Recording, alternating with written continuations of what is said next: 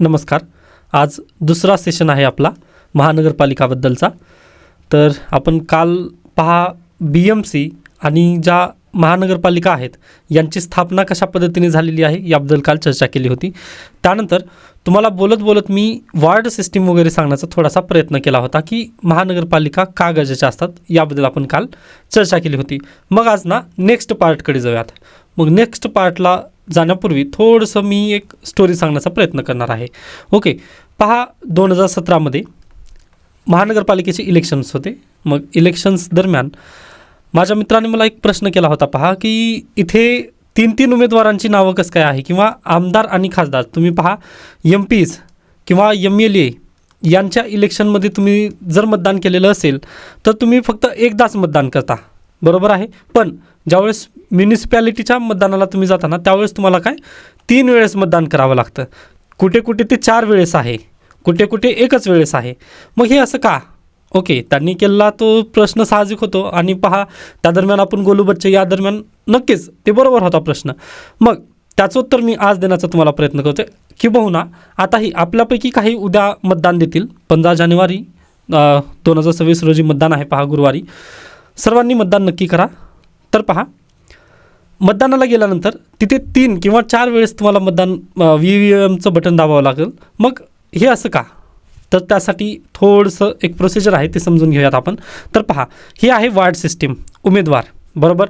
मग हे जे उमेदवार आहेत ना, हे वार्ड सिस्टीम आहे आपल्याकडे. आपण कालच्या लेक्चरमध्ये पाहिलं किती वार्ड तयार केले होते? 8 वॉर्ड्स मी तयार केले होते, बरोबर आहे.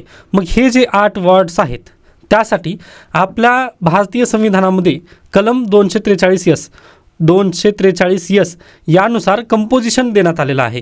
कंपोजिशन म्हणजेच काय? प्रभाग सिस्टीम जी आहे, वॉर्ड सिस्टीम जी आहे ती 243S नुसार लागू करण्यात आलेली. आय होप हा पॉईंट तुम्हाला क्लिअर झालेला आहे. डन. त्याच्याच पुढे गेल्यानंतर पहा 243ZA 243ZA हे काय आहे? इलेक्शन संदर्भात आहे. इलेक्शन्स म्युनिसिपॅलिटीचे जे इलेक्शन आहेत ते 243ZA नुसार होतात.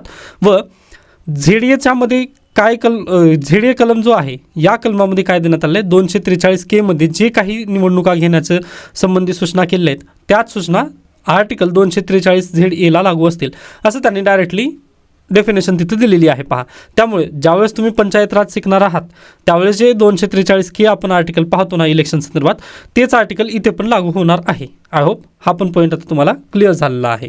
मग परत आपण आता माझ्या मित्राच्या प्रश्नाकडे जाऊयात की मला MPs MLAsला ज्यावेळेस मी मतदान करतो त्यावेळेस फक्त मी एक वेळेस EVMचं बटन दाबतो, पण ज्यावेळेस मी म्युनिसिपॅलिटीसाठी मतदान करत आहे त्यावेळेस 3 वेळेस किंवा 4 वेळेस मला बटन दाबावं लागत आहे. असं का? तर पहा, त्याचं नेमकं आणि एकमेव सोल्युशन आहे. तर झालेलं काय? आपल्या महाराष्ट्रामध्ये आपण म्युनिसिपॅलिटी किंवा महानगरपालिकांची स्थापना कोणत्या कायद्यानुसार केलेली आहे? तर महानगरपालिका कायदा 1949च्या कायद्यानुसार झालेली आहे. त्यानंतर आपण कालच्या लेक्चरमध्ये पाहिलेलं आहे की BMCची स्थापना कोणत्या कायद्यानुसार आहे? 1888च्या कायद्यानुसार. त्यांचा स्वतंत्र कायदा आहे, बरोबर. मग BMCसाठी स्वतंत्र आहे, पण संपूर्ण महाराष्ट्रामधील ज्या महानगरपालिका आहेत त्यांच्यासाठी किती? 1949चा कायदा वर्क करतो तिथे. मग पहा, हा जो बॉम्बे म्युनिसिपल कॉर्पोरेशन ॲक्ट 1888चा आहे, त्यानंतर जे महाराष्ट्रातील महानगरपालिकांचा जो ॲक्ट आहे 1949चा, या दोन्हींमध्ये काय देण्यात आलेलं आहे? पहा की अगदी प्रभाग रचना तिथंच त्यांनी समान दिलेली होती, किंवा तुम्ही प्रभाग रचना वगैरे करा. मग अगदी तशा पद्धतीने यांची गाडी चालू होती. प्रत्येक वार्डनुसार यांच्या पद्धतीने फक्त एकच तिथं उमेदवार वगैरे निवडून देत होते. वार्डच्या उमेदवारांना आपण काय म्हणतो? नगरसेवक. मग प्रत्येक जागी एक नगरसेवक ते निवडून देत होते. मग ही स्टोरी कधीपर्यंत आली? पहा 2001 पर्यंत आली. 2001च्या पूर्वी काय झालं होतं? 1992 तुम्ही थोडंसं आठवा. 1992 मध्ये आपली घटनादुरुस्ती आहे, बरोबर. 74वी घटनादुरुस्ती 1992 व त्याची इम्प्लिमेंटेशन 1993 मध्ये झालेलं आहे. व 1993च्या घटनादुरुस्तीमध्ये काय म्हटलेलं आहे? तर की 243S नुसार त्यांनी म्हटलेलं आहे भारतीय संविधानामध्ये. आता भारतीय संविधानामधील कलम 243S काय सांगतो की कंपोजिशन जे असेल तर वार्डमधील जी लोकसंख्या आहे त्याच्या बेसिसवर तुम्हाला काय तर कंपोजिशन असेल. व वार्डची लोकसंख्या आता पहा इथे काय केलेलं आहे मी? 8 वार्ड तयार केलेले आहेत, बरोबर. पण लोकसंख्या दिवसेंदिवस वाढत आहे. पहा आता 1949ला ही लोकसंख्या 100 होती, परंतु आता झालेली आहे तिथं 1000. मग 1000 जर झालेली असेल तर वार्ड आपण तेवढेच ठेवले आहेत, पण लोकसंख्या तिथे जास्त वाढलेली आहे, घनता तिथे जास्त वाढली. मग आता मी काय केलं? पहा 1992चा जो कायदा आहे 1992 मध्ये जी घटनादुरुस्ती झालेली आहे त्यामधील जे 243 कलम यस आहे. ओके, यानुसार आता पॉवर देण्यात आली स्टेट गव्हर्नमेंटला की बाबा तुम्ही जे तुमच्याजवळ जी वॉर्ड सिस्टीम आहे त्यामध्ये तुम्ही जास्त नगरसेवक तिथं ॲड करा. बरोबर आहे, तिथं तुम्ही काय करा, जास्त नगरसेवक तिथं ॲड नक्की करू शकता. असं 1992ची 74वी घटनादुरुस्ती झाली, त्यानुसार स्टेट गव्हर्नमेंटला पॉवर आली. मग ती पॉवरचा उपयोग करत तत्कालीन chief minister of Maharashtra Vilasrao Deshmukh यांनी काय केलं पहा. एकच मिनिट दा, कुठे गेलं, हां तर पहा 2001 मध्ये विलासराव देशमुख यांनी जे महानगरपालिका आहे, महानगरपालिकेचं जे कंपोजिशन असेल त्या कंपोजिशनमध्ये जी वॉर्ड सिस्टीम आहे त्याला आपण प्रभाग सिस्टीम असं म्हणतो. त्यामध्ये त्यांनी काय म्हटले, एका वॉर्डमधून 3 नगरसेवक आपल्याला निवडून द्यायचे आहेत. समजलं, यालाच आपण इंग्लिशमध्ये काउन्सिलर्स असं देखील म्हणतो, काउन्सिलर्स. ओके, एका वॉर्डमधून 3 काउन्सिलर किंवा 3 नगरसेवक त्यांनी निवडून द्यायचे आहेत असं कायदा केला आपल्या महाराष्ट्र राज्य सरकारने. व तो कायदा कधीचा पहा, फक्त त्यांनी अमेंडमेंट केलेली आहे, बेसिकली दुसरं काही नाही केलं. Introduce 2001 chief minister of Maharashtra Vilasrao Deshmukh, तत्कालीन चीफ मिनिस्टर विलासराव देशमुख यांनी काय केलं पहा, जे वॉर्ड सिस्टीम आहे त्यामध्ये त्यांनी 1949 महानगरपालिका कायदा होता महाराष्ट्र राज्य सरकारचा, त्या कायद्यामध्ये त्यांनी अमेंडमेंट केली. व त्यांनी तिथं पूर्वी 1 होती संख्या, एका वॉर्डमधून 1च नगरसेवक यायचा. पूर्वी त्यांनी म्हटली की नाही, आता काय करायचं, 1949चा कायदा बदलून त्यांनी काय केले, 2001च्या कायद्यानुसार आता 3 एका वॉर्डमधून 3 नगरसेवक तिथं महानगरपालिकेवरती निवडून जाऊ लागले. बरोबर, इथपर्यंत सर्व क्लिअर आहे, डन. मग पहा, जे 2017ची जी निवडणूक झाली होती त्या निवडणुकीमध्ये त्यामुळेच 3 वेळेस तिथं मतदान करावं लागलं. मग आता यांचं मतदान कसं असतं मग, तर पहा एकच मिनिट, परत आपल्याला EVM ड्रॉ करावी लागेल एक. ओके, तर पहा हे वॉर्ड 1 आहे, मी एका वॉर्डमध्येच राहतो असं कन्सिडर करा. मग मी ज्यावेळेस मतदानाला जाईल ना त्यावेळेस असे 3 EVM तिथं ठेवले असतील. ओके, 3 EVM तिथं नक्की ठेवले असतील. व पहिल्या EVMवरती हे अशा पद्धतीने उमेदवार 2 अशा पद्धतीने ही कॅन्डिडेटची वगैरे लिस्ट असेल. इथं पण अशाच पद्धतीने पहा, जे काही चिन्ह वगैरे आहेत ते अशा पद्धतीने तिथं नक्की असणार आहेत. मग आता मला सांगा, मग आता काय होतं पहा, ज्यावेळेस तुम्ही मतदानाला जाता ना, मतदानाला गेल्यानंतर तिथे शाई वगैरे लावलेली जाते. व तुम्ही ज्यावेळेस बूथमध्ये जाता, म्हणजे तिथं कोणीही नसतं त्या ठिकाणी जाताना हे अशा पद्धतीने तिथं चौकोनी डब्बा वगैरे असतो पहा, तिथे ज्यावेळेस मतदानाला जाता त्यावेळेस तुम्हाला फक्त एकाच बटनावर 4 वेळा क्लिक करायचं नाही आहे, तर इथं फक्त एका मशीनवर 1 वेळ, एका मशीनवर 1 वेळ, एका मशीनवर 1 वेळ असे 3 वेळेस तिथं मतदान करावे लागतात. पण तुम्ही हेच जर कंडिशन आपल्या जे खासदार आहेत किंवा आमदार आहेत यांच्या निवडणुकीमध्ये पाहिली तर असं होतं का, तर बिलकुल नाही. आमदार आणि खासदाराच्या निवडणुकीला फक्त एकच EVM ठेवलं जात असतं. व जर एखादी वेळेस तिथं उमेदवारांची लिस्ट खूप लांब लचक असेल तर तिथं तुम्हाला काय 2 EVM दिसतील. पण 2 EVM जरी असला ना तरी फक्त तिथं एकच वेळेस तुम्हाला बटन दाबायची संधी होती, तिथं 3 वेळेस बटन वगैरे दाबू देत नाहीत. पण या कंडिशनमध्ये कसं आहे, तर इथं एकदा, इथं एकदा व इथं एकदा असे 3 वेळेस बटन दाबलं त्याच्यानंतर बीप साऊंड येईल तुमचं. ओके, म्हणजे पहिल्याच वेळेस तुमचं बीप साऊंड वगैरे येत नाही. आता जे नवीन विद्यार्थी आहेत ज्यांना मतदान करायचं आहे उद्या, आता अगदीच जिल्ह्याच्या ठिकाणी किंवा शहरी ठिकाणी जिथं महानगरपालिका आहे तिथं जे विद्यार्थी राहत आहेत त्यांनी उद्या मतदानाला गेल्यानंतर पहा, हे नक्कीच लक्षात घ्या की फक्त एकदा वाजणार नाही ते बीप, फक्त एकदा येणार नाही, तर 3 वेळेस ज्यावेळेस तुम्ही मतदान करणार आहात, एका वॉर्डमधून 3 तुम्हाला उमेदवार निवडून द्यायचे, 3 वेळेस ज्यावेळेस तुम्ही बटन दाबाल ना त्यावेळेसच ते बीप करेल, एका बटनाला त्यांनी बीप करणार नाही. हा प्लीज पॉईंट तुम्ही लक्षात घ्या. त्याच्यानंतर आणखीन एक काही महत्त्वाचं इथं सांगण्याचं गरज आहे. तर पहा, हे मी म्हटलं 3 उमेदवार कधी झाले होते, 2001 मध्ये विलासराव देशमुख यांनी ही सिस्टीम लागू केली होती. पण एकनाथ शिंदे आले 2024 मध्ये नुकतंच अमेंडमेंट झालेलं आहे. हे पहा बिल कुठे गेलं, एकच मिनिट, हे पहा, लेजिस्लेटिव्ह असेंब्ली बिल 9 ऑफ 2024 मधील 9 जे बिल आहे किंवा जे विधेयक आहे ते काय अमेंड करतं पहा, further to amend the Maharashtra municipal corporation act of 1949. 1949 जे महाराष्ट्र म्युनिसिपल कॉर्पोरेशन ॲक्ट आहे त्यानुसार याला परत एकदा अमेंड करण्यात येत आहे. ओके, 2024 आहे 9 बिल. तुम्ही आपली जी महाराष्ट्र विधानसभा जी आहे त्याच्या वेबसाईटवरून जाऊन ही बिलची कॉपी परत एकदा पाहू शकता, मी तिथूनच आणलेली आहे. ओके, त्यामुळे पहा, Maharashtra municipal corporation act of 1949 याला परत एकदा अमेंड केलेला आहे. एकनाथ शिंदे नगर विकास मंत्री होते 2024ला, तुम्हाला माहितीच असतील. मग त्यांनी काय केलेलं आहे तर परत इथं घ्या, where as it is expanded further to amend the Maharashtra Municipal Corporation Act for the purpose hereafter appearing it is hereby enacted in the 75th year of Republic of India as follows. जिथे तिथं आपला आत्मनिर्भर म्हणता येणार नाही, तर 75 वर्ष झालेले आहेत आपल्या गणराज्याला, या निमित्ताने ही अमेंडमेंट करण्यात आली आहे. This act may be called as municipal corporation act short title आहे 2024चं, व यानुसार त्यांनी काय केलेलं आहे, आता परत इथं प्रभागमध्ये एका प्रभागमध्ये जे संख्या होती त्यांनी पूर्वी 2001नुसार विलासराव देशमुख यांनी 3 केली होती. आता यांनी काय म्हटलं, एकनाथ शिंदेंनी नाही 3 नाही तर इथं किती असेल, 4 असेल. व यामध्ये त्यांनी कंडिशन काय ठेवलेली आहे पहा, मिनिमम 3 असतील व मॅक्झिमम 5 असतील व सर्वात जास्त किती असतील, 4 असतील.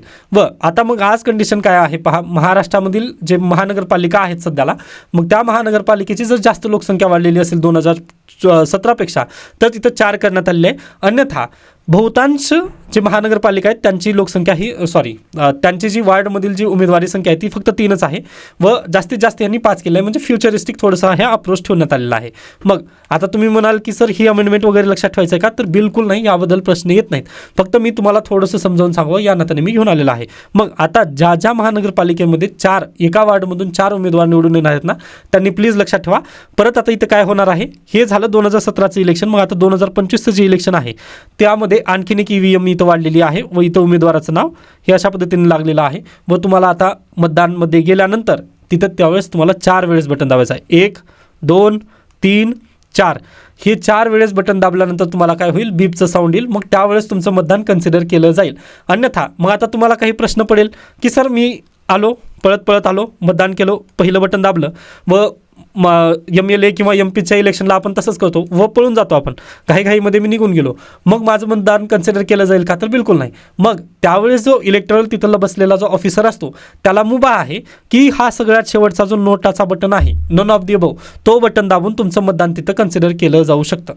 ओके, त्यामुळे पहा, तुम्ही शक्यतो पळून जाऊ नका. मतदानाला गेलात ना तर 4 वेळेस बटन दाबा तिथे, मग त्याच्यानंतरच तुम्ही बाहेर पडा मतदान बूथमधून. अन्यथा म्हणजे तुमचं मत हे नन ऑफ दी अबव कॅन्डिडेटला जातं. व आजपैकी पहा, नोटाचं महत्त्व राहिलं नाही आपल्या देशामध्ये, किंवा म्हणजे अगदी नन ऑफ दी अबवचं काहीच यूज नाही आहे तिथे. त्यामुळे अगदी तुम्हाला जरी राग येत असेल त्या उमेदवाराचा, पण पहा, डाकूपेक्षा चोर बरा या नात्याने तुम्ही काय करायचं आहे, मतदान नक्की कंपल्सरी करा. पण नोटा या बटनाला थोडंसं सांभाळून राहा. ज्या दिवशी आपल्या इलेक्शन कमिशनमध्ये रिफॉर्म्स होतील त्यावेळेस आपण नक्कीच नोटाबद्दल कन्सिडर करूयात. पण आज घडीला नोटा काही यूज नाही आहे त्याचा. पण तुम्ही डाकूपैकी चोर बरा या नात्याने तशा पद्धतीने तुम्ही काय करा, तर मतदानामध्ये तिथं सहभागी नक्की व्हा. ओके, तर आय होप तुम्हाला ही निवडणुकीची सिस्टीम, महानगरपालिकेमध्ये मतदान कसं करायचं हे पण पॉईंट इथं समजलेला असेल. डन, आता याबद्दल शंका नाही आहे. त्याच्यानंतर आता पुढे येत जा तुम्ही.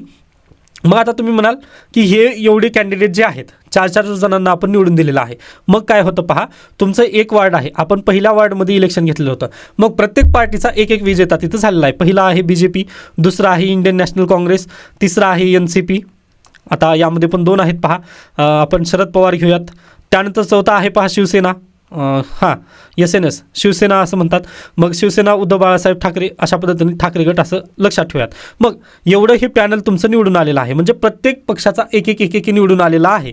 वार्ड पहिल्यामध्ये प्रत्येक पक्षाचा एक निवडून आलेला म्हटल्यानंतर याला काय म्हणतात, हे पॅनल झालं पहा. ओके, म्हणजे आता अगदीच आपण एक पॅनल स्थापन करतो. आता शेवटी पहा, तुम्हाला सत्तेमध्ये तर जायचं आहे. आता अगदी BJP आणि INC एकत्र येणार नाहीत, परंतु तुम्हाला समजून सांगायचं आहे या नात्याने मी काय म्हणतोय की ह्या चौघांनी मिळून एक पॅनल स्थापन केलं व त्या पॅनलला तुमच्या गावाचं वगैरे तिथं नाव दिलं जातं. मग हे अशा पद्धतीने असतं. जे निवडून आलेले असतात ना, ते सत्तेमध्ये जाण्यासाठी काय करतात, पॅनल स्थापन करतात व तिथं आपलं बहुमत आहे असं दर्शवून ते काय करतात, सत्तेमध्ये येतात. डन. मग हे जे निवडून आलेले आहेत, आता फक्त हे एक वार्ड आहेत, असे आपल्याकडे किती वार्ड आहेत, 8 वार्ड आहेत, बरोबर.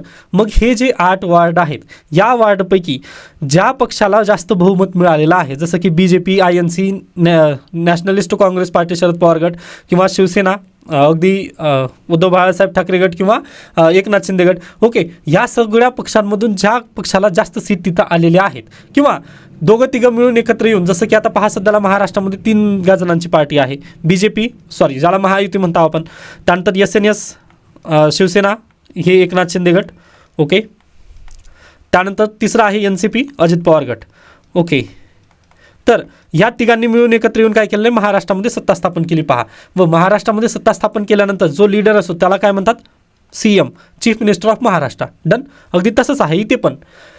एखादी पक्ष किंवा एखादी युती इथं केली जाते, किंवा एखादी विकास पॅनल तिथं तयार होतो व त्यांच्यामार्फत काय केलं जातं पहा, आमचं संख्याबळ जास्त आहे या नात्याने ते काय करतात, त्यांच्यामधूनच एकाची महापौर म्हणून निवड करतात. महापौर.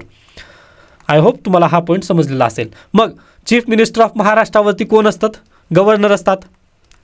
ओके, गव्हर्नर कसे असतात? इलेक्टेड असतात, सिलेक्टेड असतात. ओके, व हे कोण असतात? इलेक्टेड असतात. हे इलेक्शनमधून येतात निवडून, इलेक्टेड, कारण ही डेमोक्रेसी आहे. व हे जे असतात व्यक्ती गव्हर्नर हे सिलेक्टेड असतात. अगदी त्याच धर्तीवर पहा, ह्या महापौरवरती महापौर कोण आहे? इलेक्टेड आहे. मग इथे कोण असणार आहे? सिलेक्टेड म्हटल्यानंतर कोण येतं? कमिशनर येतं.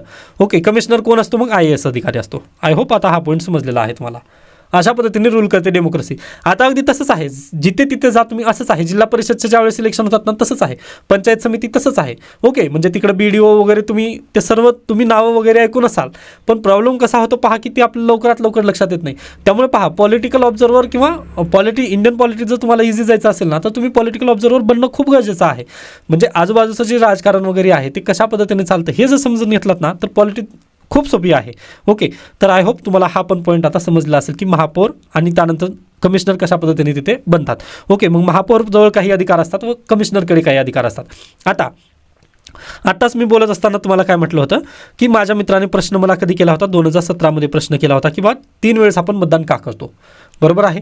मग 2017 पासून मग आता तुम्ही म्हणाल की सर याचा कालावधी किती आहे? ओके, टेन्युअर काय आहे महानगरपालिकेचं? तर पहा, टेन्युअर आहे महानगरपालिकेचं 5 वर्ष. पण प्रॉब्लेम आपल्या राज्यामध्ये प्रॉब्लेम असा झाला, रिझर्वेशन सिस्टीममध्ये थोडंसं प्रॉब्लेम तिथं झाली OBC आरक्षणासंदर्भात.